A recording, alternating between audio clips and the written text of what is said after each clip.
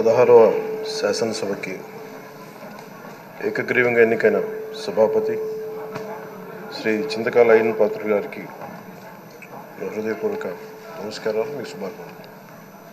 ఇది నేను మొదటిసారి అసెంబ్లీలోకి అడుగు పెట్టడం.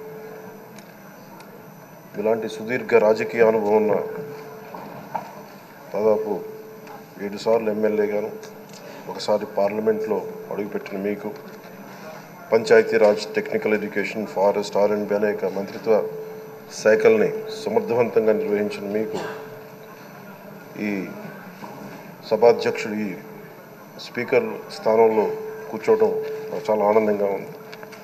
ఇన్ని దశాబ్దాలు ప్రజలు రాజకీయ జీవనంలో ఇన్ని దశాబ్దాలు ప్రజలు మీ వాడి వేడి చూశారు. మీకు కోపం వస్తే ఋషికొండను చెక్కినట్టు ప్రత్యర్థులకి పదునైన ఉత్తరాంధ్ర యాసలో గుండు కొట్టేస్తారు. ఒకటే బాధేస్తాం సార్, ఇకపైన మీకు తిట్టే అవకాశం లేకపోవడం. కానీ ఇక మీద సభలో ఎవరు తిడుతున్నా దాన్ని ఆఫ్ చేసే బాధ్యత మీ చేతిలోనే ఉంది. మీరే మైక్ ఆఫ్ చేయాలి. అంటే మా చిన్నప్పుడు నేను చూసేవాడు, ఒకసారి అల్లరి చేసే అబ్బాయిని క్లాస్ లీడర్ చేసేవాడు చిన్నప్పుడు మా స్కూల్లో. కానీ ఇన్నాళ్ళు ప్రజలు మీ వాడి వేడి పలుకులు, మీ ఘాటైన వాగ్దాటి చూశారు. ఈ రోజు నుంచి రాష్ట్ర ప్రజలు మీ హుందాతనం చూస్తారు. డిబేట్స్ వెనకాల దాక్కుని సంస్కారహీనమైన భాషల్ని, భావాల్ని రకరకాల మాధ్యాల్లో విరజిమ్ముతూ ఉంటారు. దాని నియంత్రణ మీ ఆధ్వర్యంలో ఇక్కడి నుంచే మొదలవ్వాలి. ఇందాక సభానాయకులు గౌరవ ముఖ్యమంత్రి శ్రీ చంద్రబాబు నాయుడు గారు చెప్తారు, ఆడబిడ్డలు ఏ విధంగా నలిగిపోయారు ఈ రాష్ట్రంలో గత 5 సంవత్సరాల్లో. చిన్న లేదు, పెద్ద లేదు, ఎవరని లేదు.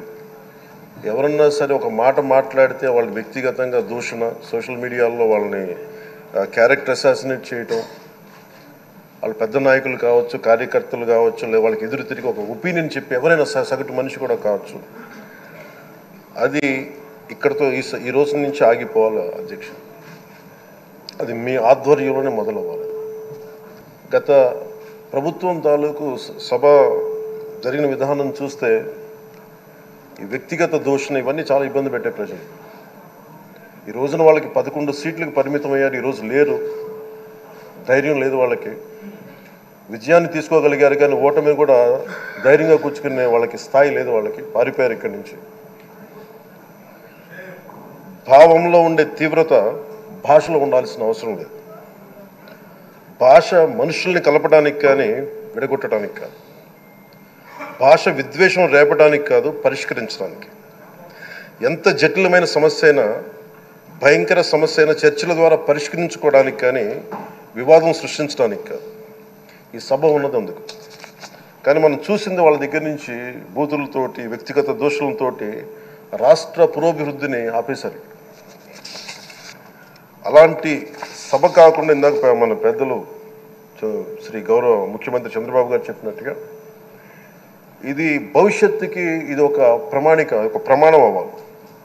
2047 వరకు ఇంత అద్భుతమైన స్థానంలో మనకి ఆంధ్రప్రదేశ్ తెలుగు జాతి ఉన్నత స్థాయికి వెళ్ళాలంటే ఈరోజు మనం వేసే ప్రతి అడుగు అది భవిష్యత్ తరాలకు ఒక నిర్దేశక ఒక టచ్ స్టోన్గా ఉండిపోవాలి, ఒక గిట్ రాయిగా ఉండిపోవాలి.